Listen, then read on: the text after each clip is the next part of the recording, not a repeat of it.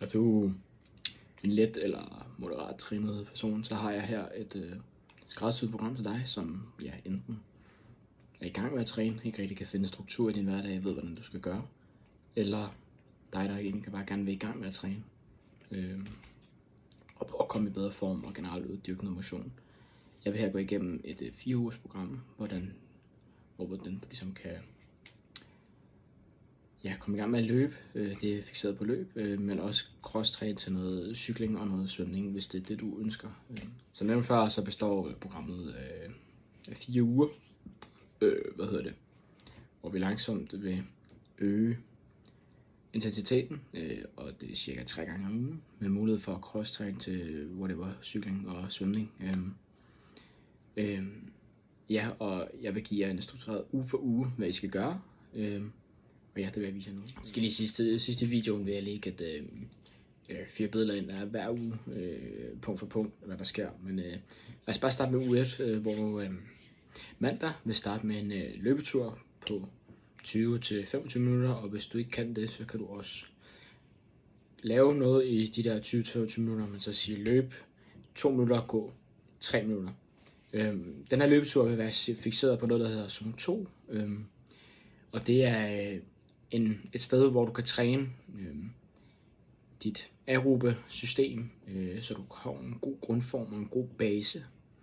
Og hvad er zone 2? Zone 2, det er cirka 65-75% af din maksimale puls. Og hvad er den maksimale puls?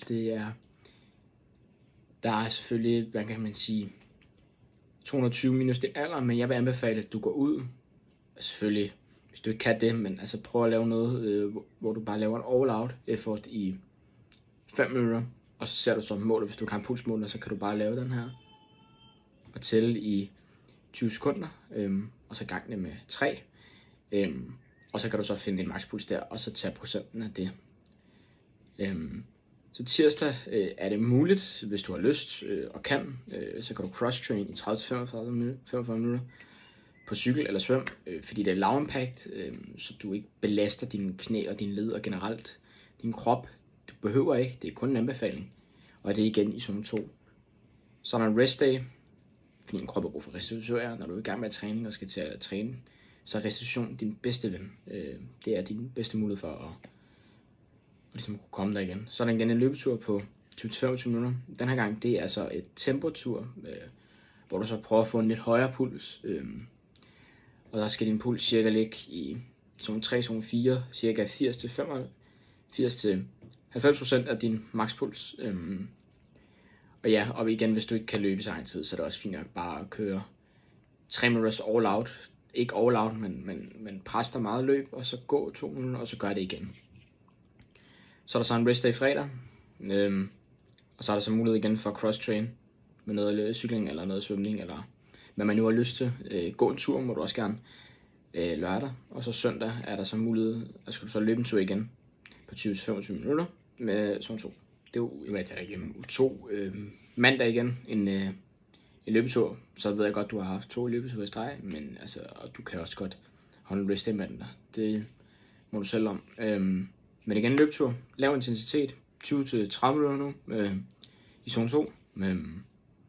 Jeg kører i den her træning under det, der hedder 80-20, så 80% zone 2, og så 20%, hvor du presser kroppen og bygger på dit anaerobiske system, altså så du får en højere VO2 max. Så er der mulighed for cross-train tirsdag. Du kan også bare lade være at tage 2 rest days i streg, det er også okay. Rest day onsdag. Løbetur 25-30 minutter igen torsdag. Tempo, zone 3, zone 4. Så er der en rest day fredag, og så er der en mulighed for at cross-train. Og så kan du så søndag prøve, hvis du har lyst, på en long run, 30-35 minutter, hvor du lige prøver igen zone 2. Prøv at holde langsomt, stille og roligt. Der er ikke nogen, der kommer til at kigge på dig mærkeligt eller sådan noget, hvis du løber langsomt. Det handler egentlig bare om at komme i gang og komme ud og løbe i et tempo, der passer dig, som du føler komfortabel, som du kan holde i et godt stykke tid. Så uge 3, der er der indlagt en rest day mandag, og løbeturen er blevet skubbet til tirsdag. Og det er igen en øvelse, bare med en 5 minutters increase i din tid. Så det er 35-40 minutter i zone 2. Så er der så rest day onsdag. Det hele er lige blevet flyttet. Eller du kan cross-train onsdag, det må du selv om. En løbetur torsdag. 35-40 minutter, igen tempo. Men her vil jeg anbefale, at du begynder på noget interval, let interval, hvor du siger, jeg løber 10 minutter warm-up, så løber jeg 5 gange 400 meter i en hård fart, men altså en fart, hvor du stadig vil kunne, hvis du løber med en, sige et par ord, altså stadig kunne få noget ud. Lav 5 af dem, og så 10 minutters nedkøling, for ligesom at prøve at få noget mere speedwork i dit, for ligesom at få din krop vendt til rent mekanisk, løbemekanisk, at du kan løbe i en højere fart. Så er der så rest day, og så er der så mulighed for cross-training igen. Helt valgfrit. Også gerne tage en rest day til. Så er der så en lidt længere løbetur søndag. Igen super langsomt. Ikke nogen grund til at presse det. 40-45 minutter i zone 2 selvfølgelig. Ja, så er du så nået til uge 4, hvor der så er en mulighed for rest day mandag. Og så løbetur tirsdag. 40-45 minutter. Det er blevet længere og længere. Et slight increase, ikke på så meget, men lige så stille bygge op. Zone 2 igen.